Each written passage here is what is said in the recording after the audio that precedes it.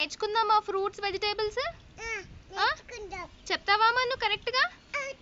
ఇది చెప్పు ఏంటో చెప్పు, దగ్గరికి రా. టమాటో. ఇది చెప్పు ఫాస్ట్ గా.